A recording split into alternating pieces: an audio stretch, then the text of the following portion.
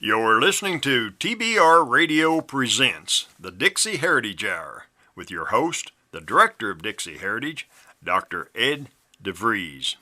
If you are a regular listener to TBR Radio Presents, the Dixie Heritage Hour, then maybe you remember a few weeks ago when our guest was Clint Lacy, and we talked about the Ball Knobbers, that infamous Missouri Ozark outlaw gang. Or maybe you remember a few weeks before that when Clint was our guest, and we talked about his great book, Blood in the Ozarks. Well, after our last discussion on the Ball Knobbers, of course, I wanted to continue picking Clint's brain, but unfortunately, we were out of time. We only have an hour to work with in each broadcast. So rather than hanging up the phone with Clint, what I did was I kept him on the line, and then we continued our discussion, and we talked about Jesse James. I mean, how in the world could you grow up in Missouri like Clint did and not have a profound interest in Jesse James? And obviously Clint does, and he did grow up with that interest. Not only that, in the Barnes Review magazine here, on different occasions, Clint has written articles about Jesse James, the most recent being about how Jesse had faked his death. And so Clint and I had a discussion, and we talked about Jesse James, and we kind of related it to some modern day politics and the overall politics of the war between the states. And I believe it was a great conversation, and I believe that you'll enjoy listening to it. So without any further introduction, let's go ahead and talk about Jesse James. Okay. So, you know, of course, you've lived your whole life in Missouri, and so I can see why you would have been drawn to the Ball Knobbers. But how in the world do you live your whole life in Missouri and not be drawn to Jesse James? When I was growing up, there are always wild stories. Either everybody was related to Jesse James, or Jesse James used to hide out in that cave over there. Mm-hmm. There were always stories circulating, and it was pretty much impossible not to be involved or hear about it or speculate about it. Right. Well, I've been working on a book on Jesse James since, about 2004. So that's, 14 years now. And I'm no further along in it than I was 14 years ago. Yeah. You know what I'm considering doing is writing it not as a historical work at all. Because then I'd have to footnote the whole thing, and you know, that's a lot of work. I'm thinking of just writing it as a novel. Well, that would be good, too. Yeah, this is my interpretation of Jesse James. This is the life that I think that he lived. And you can accept it or you can reject it. You know, if nothing else, hopefully they enjoyed reading it. I would enjoy reading it. I don't know. Is anybody... I don't think anybody's really taken that approach, have they? Well, there was a book that I read back, 10 years or so ago now. And I believe I was in Missouri when I was reading it, although I may have been in Arkansas. But I had picked this book up at, of all places, a yard sale. And I took it with me on a trip, and I was reading it. I was speaking. I want to say I was speaking in a church in Missouri for a week of revival meetings, but I may have been in Arkansas that week. But the book was written by Mark Twain. And the story, or the behind the writing of the book itself, was that in the 1980s, Mark Twain's literary agent had been long dead, but the house that he had lived in had stayed in his family through a couple of generations, and his descendants sold the house. And when they sold the house, the new owner was up in the attic, and he was cleaning some things out. And he saw all of these old manuscripts and all of these old documents. Some of them were handwritten, some of them were typewritten. And he thought that there might be some value to them. And of course, he knew, you know, some of the history of the house, and that the gentleman who had been the literary agent to Mark Twain and some other people had lived in that house for a number of years. And so he calls the University of Missouri, and they basically take possession of all of these documents, and they authenticate them as manuscripts to Mark Twain books. Some of them had been published, some of them had not. And this presumably was Mark Twain's last novel. And it was published as such in the 1980s. And the story that Mark Twain tells at the beginning of the book is that he's getting off of a riverboat. And he's basically abducted, and he's whisked to a hotel. And his abductor then identifies himself as Jesse James. Of course, this was some 15 years after Jesse had supposedly been shot by the dirty little Howard, or the dirty little coward, you know, Mr. Howard. And so Jesse James, presumably, begins to tell him how he had faked his death and how, you know, he thought that he was the best that had ever been at what he had done. And so he wanted his true story to be told by the best writer that ever was. And so Twain, having his ego picked a little bit, decided, well, okay, I'll hear this guy's story. And for 3 days, Jesse James, or this person who claimed to be Jesse James, tells Mark Twain this elaborate story of how he faked his death and how he ended up going out west. And Mark Twain wrote about it. And the historians and the literary critics of our day, their response to that is that Mark Twain was an excellent writer who knew just enough contemporary history to write a convincing piece of fiction. But yet, when I read the book, it's like, well, everything makes sense now, because I looked at Jesse James's death. You know, the body was too short. You know, his teeth were eaten up with tobacco stains, whereas the real Jesse James never drank or smoked a day in his life. You know, there were too many variations that never made sense.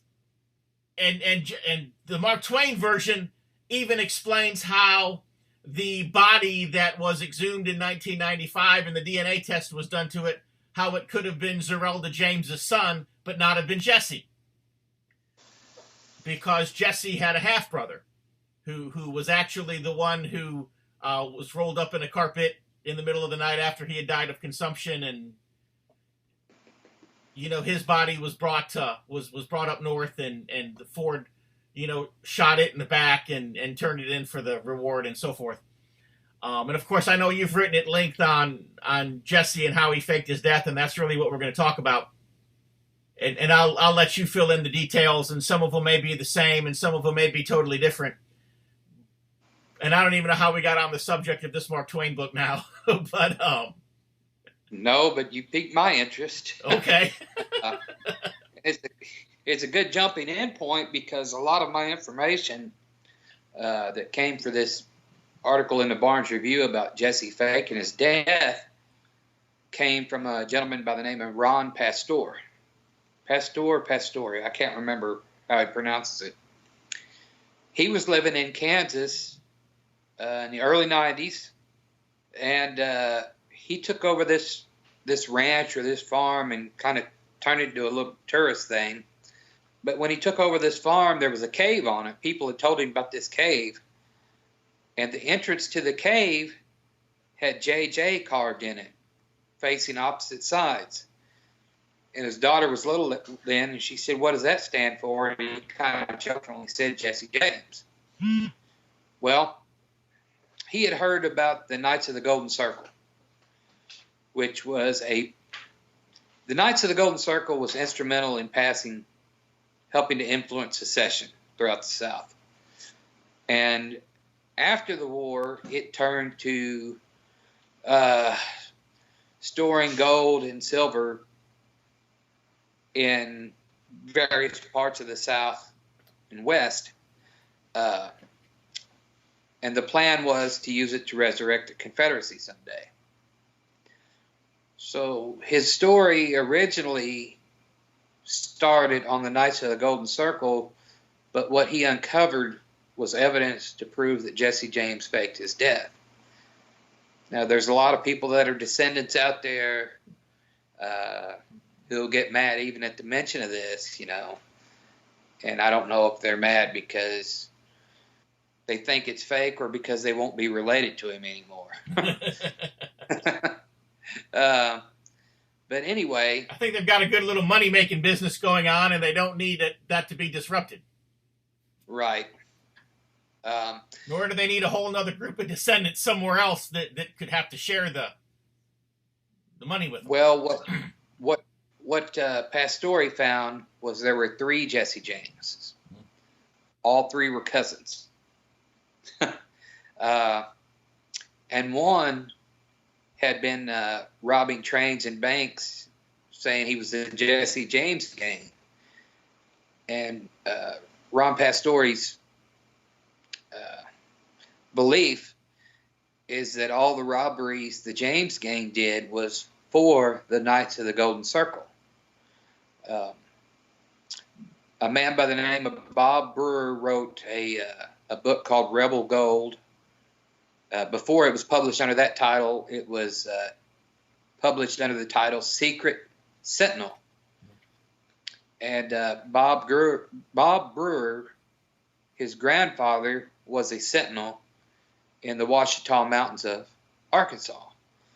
And he recalls growing up, his grandpa would show him different signs on trees and stuff, and give him a little bit of what it meant, but not the full picture of it.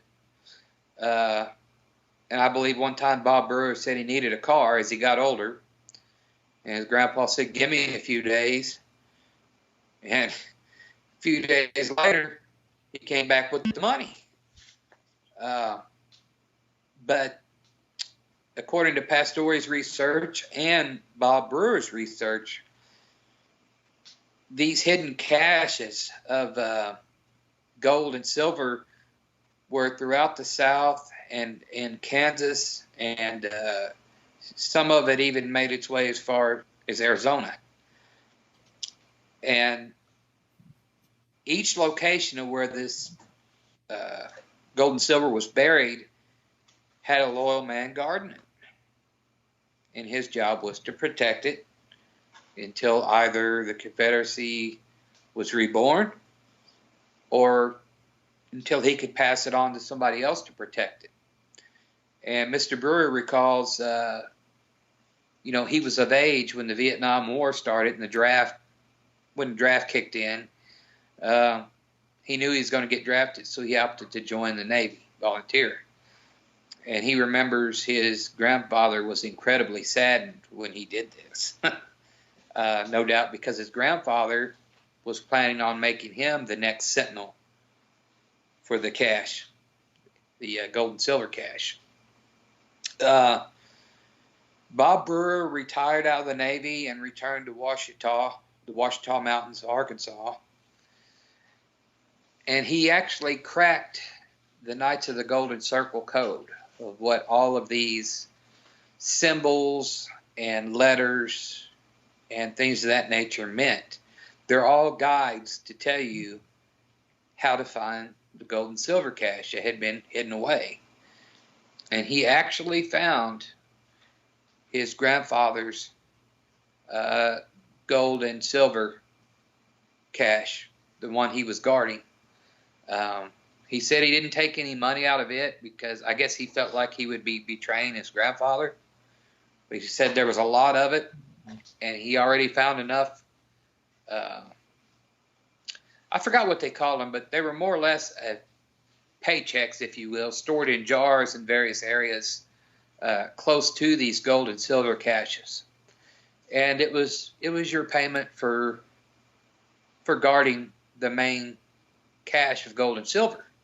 And there were several of them around. That's how his grandfather bought the car for it. Mm-hmm. He actually, like I said, he actually cracked the code and found his grandfather's cache that he was guarding. And this is kind of where Ron Pastore starts off.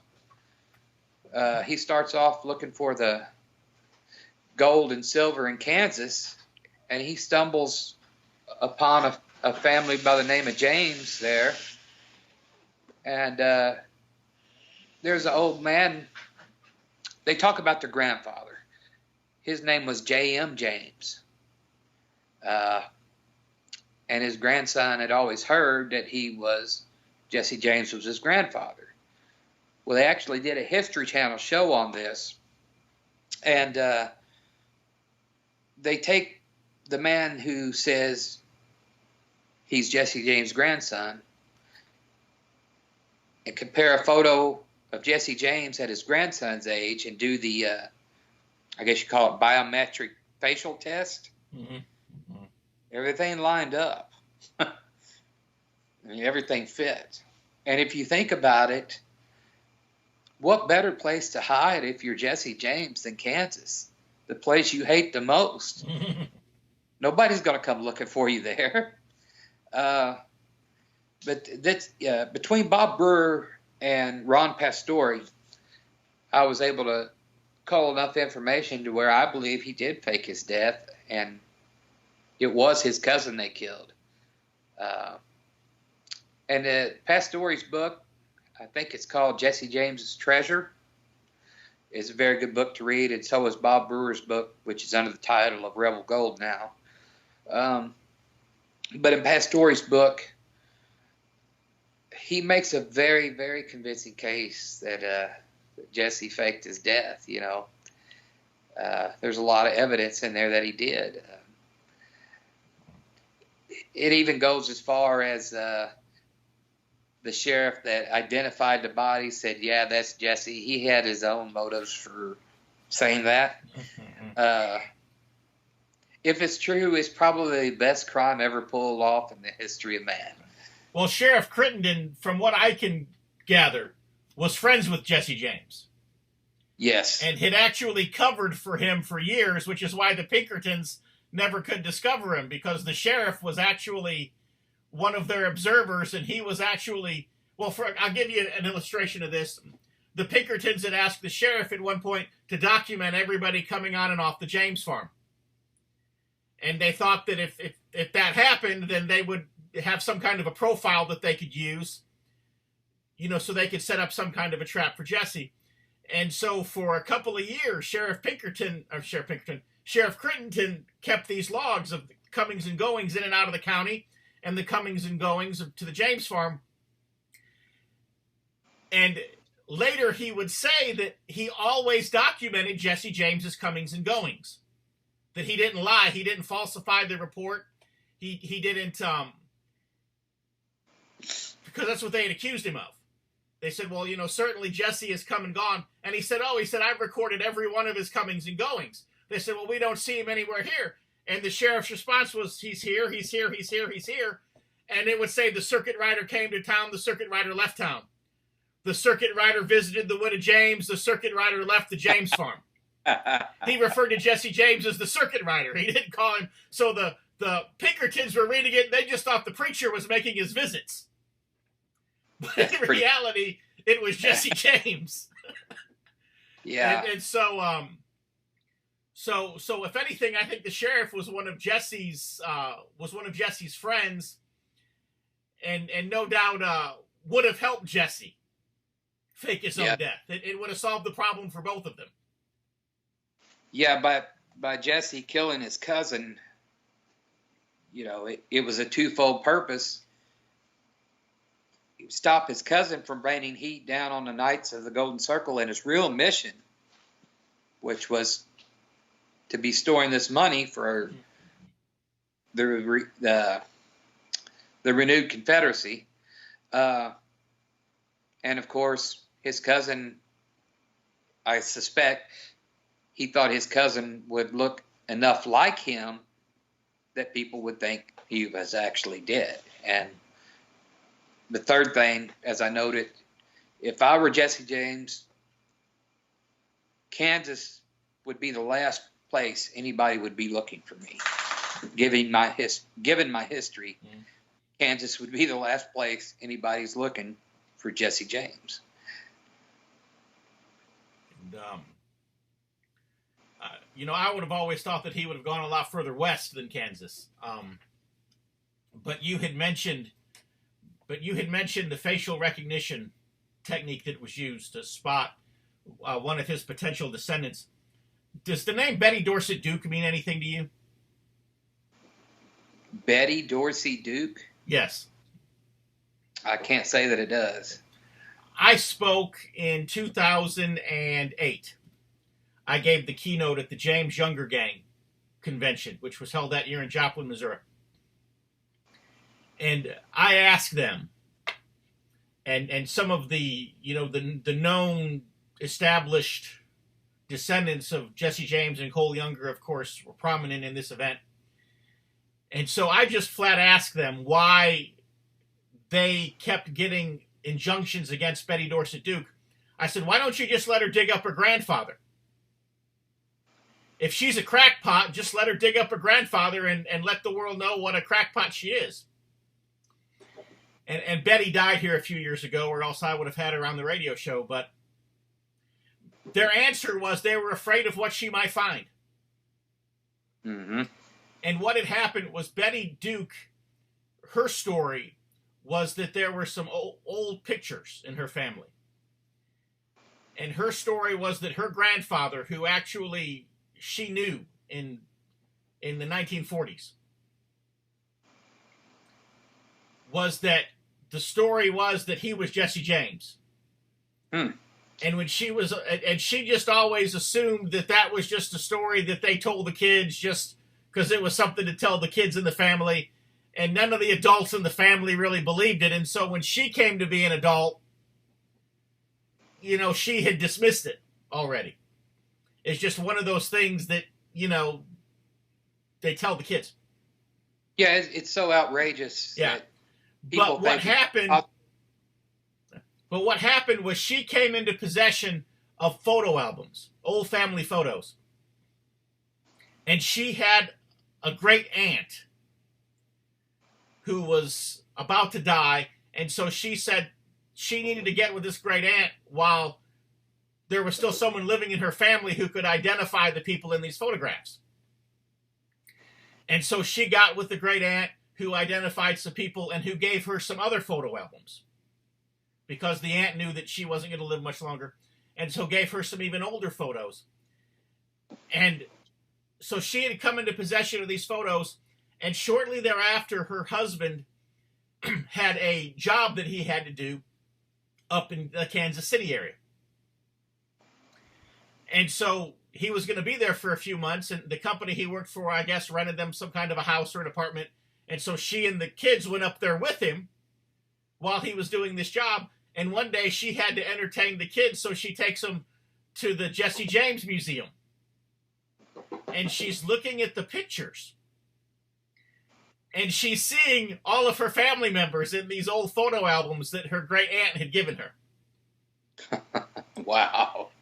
And so she buys copies of these pictures from the James Museum.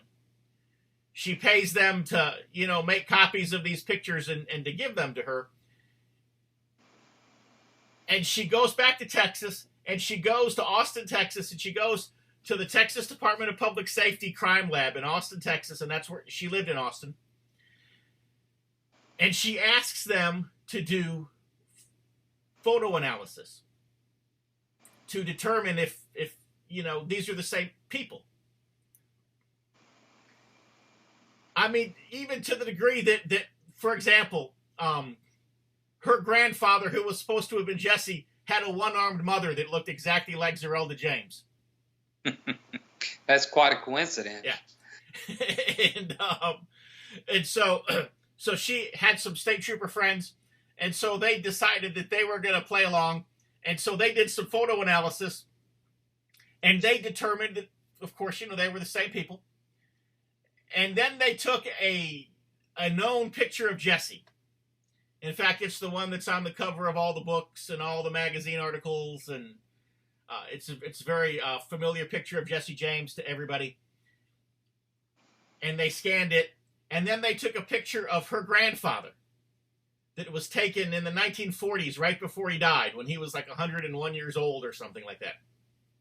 And they determined that it was like 99 point whatever percent that they were the same person. But they told her, they said, but we're just the state troopers in Texas. What do we know about this stuff? They said, if you want this to be legit, you've got to take it to the FBI. So she's like, okay. So they sent it to the FBI, and the FBI is like, we don't do this kind of stuff. But, I guess if you want to pay us to do it, they say, we do this kind of stuff, contractually. But, there's not an actionable crime that we're investigating here. But if you want to pay, you can pay. And she paid thousands of dollars for their analysts to do the analysis on all of these photographs. Just as a private matter. And she got the same answer. That it was like a 99 point, whatever percent likelihood that her grandfather was Jesse James, based on the photo analysis. And that other members of her family, uncles, aunts, so forth, cousins, were anywhere from 80-some% to 99 point whatever some percent, matched to different people in Jesse, in his life, in his family. And so she wrote a book, Jesse James Lived and Died in Texas. And she got a county judge to issue an exhumation order, and she was going to have her grandfather's body exhumed. And she was going to have it DNA tested. And no sooner than she did, before they could get the shovel in the ground, there was a federal judge in Missouri who had slapped an injunction and had stopped it. And so she got a state judge in Texas to override that. And then there's another federal judge comes in and so every time she could get state judges all day long to issue, exhumation orders, and federal judges would just come in and stop them. But she was convinced, and rightfully so, that her grandfather was Jesse James, and the James family was determined that they weren't going to let her find out. But of course, officially their answer was that she was a crackpot, that, she was just crazy, Well, I don't know if you know this or not. They did eventually do a DNA test of the body there, and they concluded it was him. Well, they concluded that it was the son of Zerelda James, but that didn't necessarily mean that it was Jesse. There was news that broke out several years later.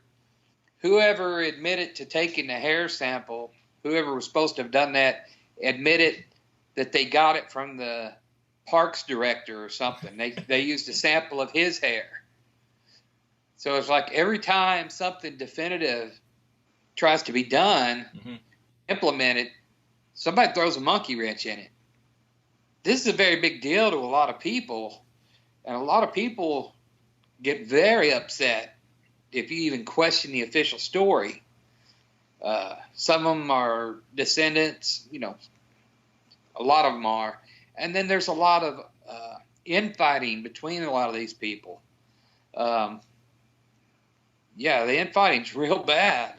But it's important to understand men like you and I, we're not trying to wreck anybody's legacy or heritage. We're just seekers of the truth. And if we're presented with evidence that's plausible, we're going to explore it. Right. It's not to embarrass anybody or tread upon their family history or anything of that nature. We're just looking for the truth. But when I spoke at the James Younger Gang convention, Jack Koblis was there. And Jack was actually the one who had arranged for me to be invited to give the keynote. And I met Jack at a Civil War reenactment in Florida. And he was making the rounds to the sutler tables, and he saw mine, and I had a DVD there of a talk that I had given in Texas a few years before at an SCV banquet on Jesse James. And so he bought the DVD, and I guess he took it back to his hotel and he watched it on Saturday. So Sunday he comes back to the reenactment and he wanted to talk to me, and we stood there at my book table for, an hour or so, having a conversation. And then a few weeks later, he called me and he asked me if I would want to speak at the James Younger Gang convention, and I told him I'd be honored. And so he said, well, I'll make some arrangements. And then sure enough, I'm getting an invitation to go speak there. Of course, Jack Koblis at one time might have been one of the foremost scholars, authors, whatever, on Jesse James. And at the convention, he was asking me if I had made any more headway in the book I was writing on Jesse James. I told him, I said, no, not really. And he told me, he said, well, come to my house. He said, spend a couple weeks with me. He said, I'll help you write it. And then I didn't initially take him up on the invitation because I had other things going on. And then when I was able to take him up on the invitation, he was really sick and then he died and it never happened. But I really wish I could have got with and collaborated with Jack Koblis, because basically what he wanted to do was he wanted to all but ghostwrite my version of the Jesse James story. Because he said I had stumbled upon a lot of things that he knew to be true, but that he would have never dared to write himself, because that would have been the end of his credibility as a Jesse James scholar. Mm-hmm. And so he wanted to at least give me a chance to put some of this stuff out there. So I mean, even the experts, if you will, realize that they're involved in some kind of an elaborate cover-up. What the motivation is for that cover-up, I do not know. I guess possibly income, maybe. Yeah. I know. Somehow or another, I came in contact with somebody that was supposed to have a huge collection of Jesse James artifacts. I'm not going to mention his name. But you can, maybe after the interview's over, I'll mention it to you. And you start digging and you realize he's not all there. Right. And some of the stuff he proclaims to be authentic have been found not to be authentic. And sometimes you run into good people like you just mentioned, and sometimes this guy started Facebook messaging me. I mean, just really out there stuff. Just, it was almost like he was trying to pick a fight. Mm-hmm. So I block him on Facebook. Next thing I know, he's sending me emails. And he just keeps going and going and going. So I have to block him on the email. I was finally able to get him out of my life. But yeah, the guy, he's not stable at all. And he claims to have one of the biggest collections of Jesse James artifacts. And he's been caught selling things that are not authentic Jesse James artifacts. Mm-hmm. And he'll make excuses why it is, but that's what narcissists do. They make excuses. It's never their fault.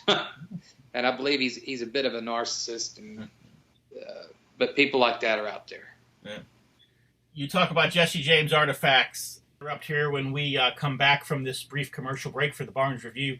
I'll talk about some Jesse James artifacts, and particularly one that's very near and dear to my heart because I was blessed to come into its ownership. If you love listening to the Dixie Heritage Hour, then I know that you'll love reading the Barnes Review. The Barnes Review is one of my favorite magazines. I began reading the Barnes Review long before they became a sponsor here on the program. In the Barnes Review, you will read vignettes of man, from the prehistoric to the very recent, from forgotten races and civilizations to first-person accounts of World War II and the late Cold War.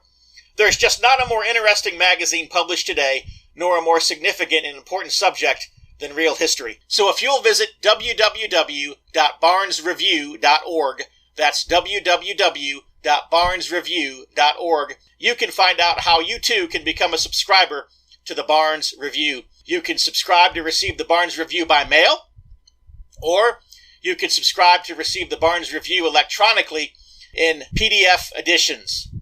Or you can subscribe to receive both. That's what I do. So visit www.barnesreview.org and subscribe to the Barnes Review. Jesse James Museum had a fundraiser. And it's amazing the kinds of things that, attract people, and the people who are attracted to Jesse James. And I do not remember her name, but she was a soap opera star from Days of Our Lives. And apparently she had a big collection of Jesse James memorabilia. And there was one particular item that she put up for sale that the museum had, and she put it up for sale. And it was a box. It was a cash box from a stagecoach. And you could see where the lock had been beaten with a pistol and forced open. And she had bought that at a previous. She previously bought it from the museum as a means to help them make money, and then she was donating it back, and they put it back up for auction to try to make some more money in this fundraiser. And the funny thing was you had all these really wealthy people there who wanted to give money to the museum. And so at the beginning of the auction, they're putting up bumper stickers and T-shirts and silly stuff. And people are bidding hundreds of dollars for a bumper sticker. They're bidding thousands of dollars for a T-shirt just because they want to give money to the museum. And by the time the real artifacts came out, a lot of the money people had already left. Or else they just weren't bidding. Because they had already, made their $5,000 bid or whatever, and it was good. So this cash box comes up for sale. The opening bid is $100. I make the opening bid. Nobody bids against me. I've still got it. That's pretty amazing, actually. Yeah. Yeah, I bet she thought, it's worth a lot more than that, and I'm sure it is worth a lot more than that. But yeah. Yeah, she had paid several thousand for it when she bought it from the museum, however many years before that. Yeah. Maybe they should auction that first. Yeah. But it would have been bad luck for you. Yeah. and so I've still got it, and I actually use it as a cash box. Although the cash that I keep in it is collectibles. For example, my uncle was in World War II, and when he passed, it made its way to me, and it's Jew marks from World War II. The Jews were given, there were Reichsmarks, and then there were Jew marks, which were basically, the money that was given for the Jews to spend in the ghettos. Yeah, I tell you what, that's a whole interesting story in itself. Yeah. I guess that's all I'll say about that. Yeah. But and I've also got some bills in there that are Iraqi dinars that still have Saddam's picture on them. Yeah, I've heard of people having those. And some old Soviet money that I've got in there. I've got a bunch of the old Cuban money in there. It's all collectible stuff. I've got a couple of silver certificates in there. We talked about Federal Reserve notes in another interview. These were United States Treasury notes, and they say this note is redeemable in gold at the local Federal Reserve Bank or something like that. I bought a set of 5 for my son when he was younger, and they were dollar bills. The value was a measurement in silver. Yeah, they were silver. Yeah, I've got one in $5 silver certificates, and then I've got a couple of $100 bills that say they're redeemable in gold. There was a guy in Hawaii that started his own currency, basically. And at first, Alan Greenspan said, yeah, it's legal as long as you don't print legal tender on it. But they were silver certificates you could buy, redeemable whenever at such and such warehouse. I think they were called Liberty Dollars or something to that effect. And I remember that. And he also minted actual coins. I have some of those coins. Yeah. They were like 1/10 of an ounce of silver, a quarter ounce of silver, half an ounce of silver, an ounce of silver, depending on the denomination of the coin. And when Ron Paul was running for president the first time, he started printing Ron Paul silver coins, and that's when they came down and busted him. But Greenspan had told him that, it's legal as long as you don't say legal tender on them. And then the next Fed chairman came, shut him down. But I've still got one of those certificates that I had given my son. I got him one of those too. Well, really, I don't see where those certificates would have been anything more than a check.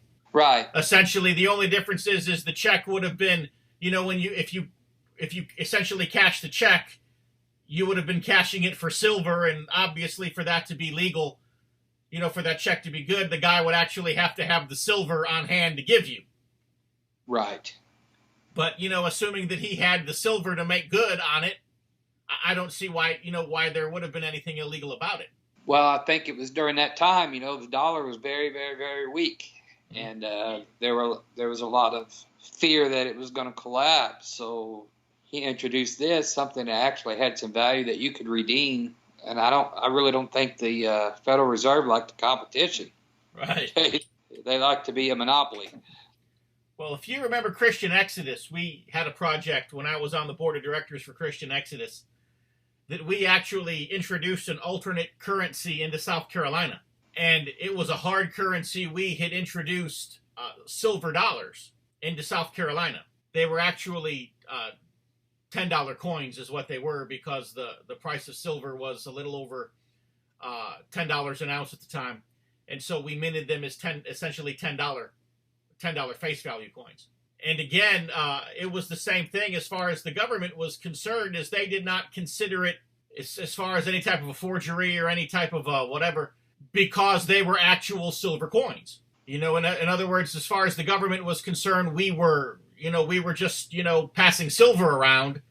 And if merchants chose to accept silver in lieu of paper dollars, well, that was, basically as far as the government was concerned, we were using silver as a means of barter. In other words, they never actually saw it as quote unquote money per se. Right. And so they left us alone on it. That they probably knew that we were never going to be able to produce enough of this to give them competition. Yeah. Yeah. And the main reason that it didn't work is because of that, because we just couldn't produce enough silver to and when people would take the silver coins, they would just hoard them. They would put them in their personal silver stashes or in their collections or whatever. In fact, I still have, I think, 3 of them that I've kept basically for that reason as collectibles. I guess if I ever get really desperate one day, I may sell them as, for their silver content. Right now they're just in the coin collection is just that, as collectibles. But, when people would come into possession of these silver coins, then we're going to go down to Walmart and buy stuff. Right. So I don't know that we ever really put any kind of a dent into the economy of South Carolina in that regard. But we were trying to, and the coin, it had the palmetto on one side, it had the South Carolina state symbol on the other side, and so forth. But we were just basically, I guess it did send a political message that we were advocates of hard money. I've heard of other states doing that, especially when Obama was president. Mm-hmm. I believe Virginia considered it, and I don't know if anybody else did. Now, I have heard of, and this is years and years ago, this town in Vermont printed its own currency to keep dollars in the area, and the federal government allowed them to do it only if, when you exchanged it for regular dollars, it wasn't worth as much as $1. So they had to take a hit on it to keep the money in the local economy. Okay. So I don't know if it's still going on or not. But, so to kind of get back to Jesse James, we talked about the Knights of the Golden Circle and some of the hidden caches. I had read something about that, and the book was called Jesse James Was One of His Names by Del Schrader. And I don't know if you'd read that book or not, but it had linked about that. The best I can tell is at least some of that money ended up in some of those arms, because not only were they robbing, they were, as I understand it, when the Knights of the Golden Circle was robbing trains going west, they were targeted robberies. In other words, they weren't really trying to rob the passengers, but rather they were robbing shipments. There were arms that were being shipped west to fight the Indians. There was gold that was being shipped from mines in the west to banks in the east, and so forth. Silver being shipped from mines in the west to banks in the east. And then there were guns and ammunition, gunpowder, military supplies being shipped from the east to the west for the Indian warriors. And so they were robbing the trains to get the money and the guns for the next war for Southern independence. And when the Knights of the Golden Circle somewhat disbanded in the 20th century, and when they realized the South wouldn't rise again, that at least some of that gold and some of those guns went to Pancho Villa. Well, that makes sense. And so Jesse ended up financing the Mexican Revolution. It does make a lot of sense. I've heard about that, but the Knights of the Golden Circle, I guess, was kind of an underground Confederate government. And from what I've read, Jesse James may have actually been the treasurer of the Knights of the Golden Circle. But yeah, they were definitely targeted robberies, banks, trains. Mm-hmm. I had read once that the Northfield, Minnesota raid, the one that went bad for the James gang, that former General Benjamin the Beast Butler, that was famous for controlling occupied New Orleans during the war, he had a vested interest in that bank, and that's why that bank was targeted. Mm-hmm. So it not only makes sense, but it's evidence to back up what you're saying. You know, when you were studying Jesse, what were the things that stuck out to you? The KGC connection and what Pastore wrote about. I had no idea that there was the fact that there was 3 Jesse Jameses. Mm-hmm. I'd never known that, and that they were all cousins. I found out about Sheriff Crittenden researching this, how he identified the body and said it was Jesse James, and how he I discovered that he was friends with Jesse, you know, and he was the one that identified the body. And then Pastore goes into a lot of the physical differences between Jesse James and the man they said was Jesse James. Their ears were slightly different. And like you mentioned earlier, one had tobacco-stained teeth and things of that nature, and Jesse was not known to use tobacco or drink. Those are some of the things that surprised me. And then the J.M. James connection in Kansas and the facial recognition that they did between the man that always heard he was his grandson and a picture of Jesse. All pretty convincing things. Mm-hmm. And so was Jesse James, was he kind of a childhood interest of yours, or? Man, growing up in Missouri, like I said earlier, the name was often mentioned. Mm-hmm. So yeah, he kind of was a childhood hero, you know. Mm-hmm. There's this legacy of this myth that he was a Robin Hood. Mm-hmm. And you do hear stories, one story in which, and I don't know how true this one is, but an old lady was about to have her farm foreclosed upon, and they were staying the night at her place, and they asked how much she needed, and she told them, and they gave her that exact amount of money, and then went down the road and hid. Well, the banker rides up and is astonished that this little old lady has the money, gives her the deed to her place, which she owns in full now, and at the time he's exiting her place and gets down the road, they rob him again. So if that's true, there are examples where they had Robin Hood moments, mm-hmm. but I think their primary mission was the KGC, Knights of the Golden Circle, and securing money to revive the Confederacy. Right. Well, you know, if you look at the way Jesse ended the war, he never did. I mean, you know, as the story goes, he tried to surrender, and they basically shot him when he was attempting to surrender. Yeah, that's correct. And so, you know, he was one of those, because he had been a guerrilla, because he had fought with Quantrell, you know, he was one of those who was never allowed to surrender. That's correct, too. A lot of the men that tried to go home were killed. Yeah. And so so whether he wanted to or not, he was forced to continue fighting that war. Yes, and then you look at what the Pinkerton agencies did to their mother. Mm-hmm. You know, they rolled a bomb in the house, and yeah. I don't remember exactly what type of bomb, but it was some type of fuel accelerant, I believe. It was supposed to just set the whole place on fire, but whenever it blew, I believe it took his mother's arm off. Interesting side note on that.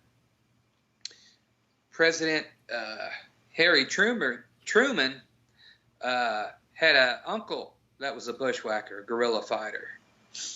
And he grew up with stories about how he became a guerrilla fighter, and that was that the Yankees stopped at his house. You know, he was probably a teenager at the time, mm-hmm. and wanting information on where guerrillas were, and he wouldn't tell them. And so they tied a rope around his neck over a tree limb and, you know, would pull him up and let him down, pull him up and let him down, trying to get him to talk, which he never talked. But when they left, he became a Confederate guerrilla fighter. Mm-hmm. And Truman related that his mother came to visit him one time when he was president. and he showed her where the Lincoln bedroom was. And she refused to sleep there. She said she'd rather lie on the floor. So all those years later, the memory was still fresh to her. Mm-hmm. So, but all these things, you're correct. It wasn't really a choice of whether he could give up or not. He was going to have to fight one way or the other. Right. And you know, and it gives kind of a different appearance because Jesse wasn't just an outlaw. No. You think, okay, well, he was a train robber, but he wasn't robbing the passengers. He was robbing the cargo cars. Even some of the stories you talk about the Robin Hood, and part of the reason why the Southern people loved him, even though he was robbing the bank, was, as so many stories go, was the bank robberies were targeted. They knew there was a shipment of Northern gold that was coming through the bank, or they knew there was a certain shipment of money being transferred from a Northern bank or an Eastern bank to a Western bank or something. And they knew what day it was going to arrive, and they knew how long it was going to be there. They knew how much was going to be there. And they would rob exactly that much money, and they would leave all the local depositors' money in the bank. Mm-hmm. So he wasn't stealing from his neighbors. He was just stealing this gold shipment or this cash shipment or whatever it was. Yeah. And it puts a totally different perspective on this. In other words, he wasn't just a common criminal. He wasn't just a thief or a bank robber. I mean, he was definitely somebody who was fighting a war. Forget that the rest of the country had stopped fighting it years before. Well, yeah, it was still a war to him, though. Yeah. If you're like me, and I'll bet you are because you're listening to the Dixie Heritage Hour, you like to be on the cutting edge of honest news and accurate information. You like to hear about the latest financial trends and to know what's happening around the world and right here in the United States, the things that can directly impact you, your life, and the life of your family. And if you're like me, you do not rely on the mainstream media to obtain this information because, frankly, you know that you just can't trust them. Fortunately, there is an alternative news outlet with a long-established track record for honesty and integrity, and that is the American Free Press. AFP is the preeminent alternative, independent news source for honest, hard-working, truth-loving Americans. AFP is the antithesis of the controlled, lamestream media. AFP is employee-owned and has been so since its founding. Because of that, AFP never has and never will allow advertisers or special interests or big money to dictate what appears in the pages of the American Free Press newspaper. 26 times a year, the American Free Press newspaper can be delivered to your door, packed with the kind of uncensored news that I know you're going to appreciate. AFP covers the stories and tells the truth that the lamestream media is frankly scared to touch. And AFP offers real, on-the-scene reporting and commentary, the likes of which you will never see in the Washington Post, the New York Times, ABC, NBC, CBS, CNN, or just about any other lamestream news source that you can think of. That's right, there's only one national populist news weekly staffed by an unsurpassed team of veteran investigative journalists who will dare to rip the veil off of many of the major news stories that are being censored and suppressed by the big money controlled media monopoly. And that's the American Free Press. AFP publishes exciting, in-depth, uncensored news and information that's grassroots and patriotic, information that Americans need to know in order to combat the growing police state. AFP stands firmly against the New World Order and against those who are working to establish a global plantation under the rule of a powerful few. In short, AFP is your voice. If you have any doubt why they want to silence AFP, you must be relying on the lamestream media for your news, and folks, that's a big mistake. If you're ever dissatisfied with your subscription to the American Free Press, their guarantee is that you just drop them an email and they will gladly refund the unused portion of your subscription. So what are you waiting for? Visit www.americanfreepress.net. Once again, www.americanfreepress.net.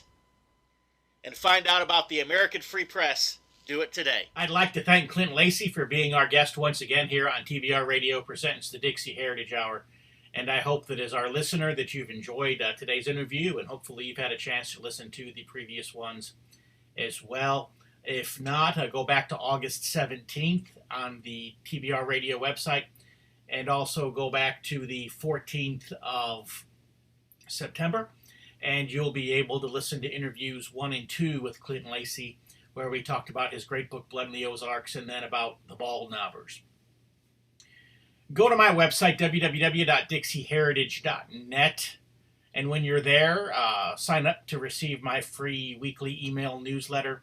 It's chock full of information that you'll want to read every week. You'll enjoy receiving it. It can come to you absolutely free of charge, no cost, no obligation.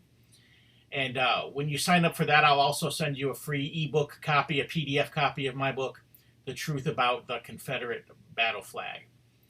And those of you who are regular listeners to our program know that one of our friends is John Schneider, Bo Duke from the Dukes of Hazzard. And he's currently in the process of releasing 52 new country songs during the course of 2018. And they're going to appear in a multi-CD set that he's going to call The Odyssey. And some of those songs, I think the first 2 discs of The Odyssey have already been released for sale. And you can go find those at Amazon or at the CD Baby website.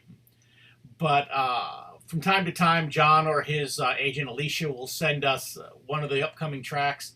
And here a couple of weeks ago now, John sent me a track that we could put up here. And because we have just a couple of minutes left in the broadcast, we're going to share it with you this week. And we'll finish out the hour with John Schneider singing his new song, Put It in a Country Song. Yeehaw!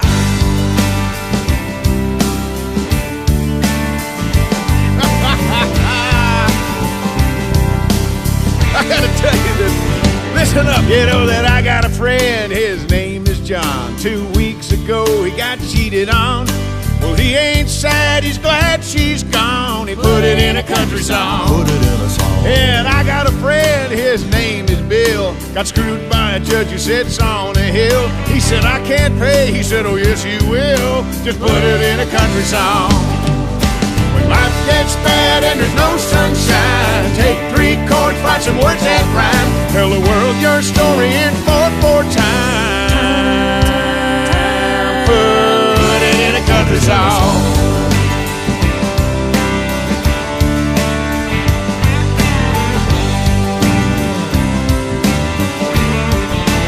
Don't you be scared now, 'cause I got a friend. His name is Chuck.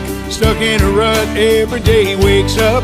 Today is the day Chuck's gonna change his luck and put it in a country song. Put it in a song. Don't you know that I got a friend? His name is Paul. He met him a girl, she ready to go up a wall. The only night she sleeps is when she don't call him. Oh no, put it in a country song. Life gets bad and there's no sunshine. Take 3 chords, find some words that rhyme. Tell the world your story in 4/4 time. Put it in a country song. Play the hair off that guitar.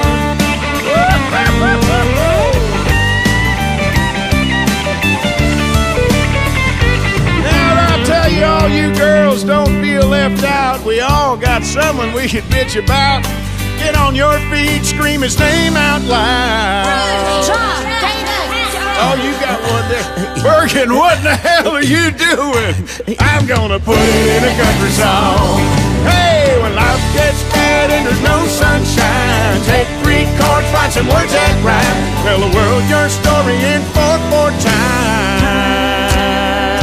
And put it in a country song. Why don't you put it in a country song? All you gotta do is put it in a country song. That's all. Now that was too much fun. Paul, counter up again. Chorus. Hey, when life gets bad and there's no sunshine, take 3 chords, find some words that rhyme. Tell the world your story in 4/4 time. And put it in a country song. Why don't you just put it in a country song? All you gotta do is put it in a country song. That's all.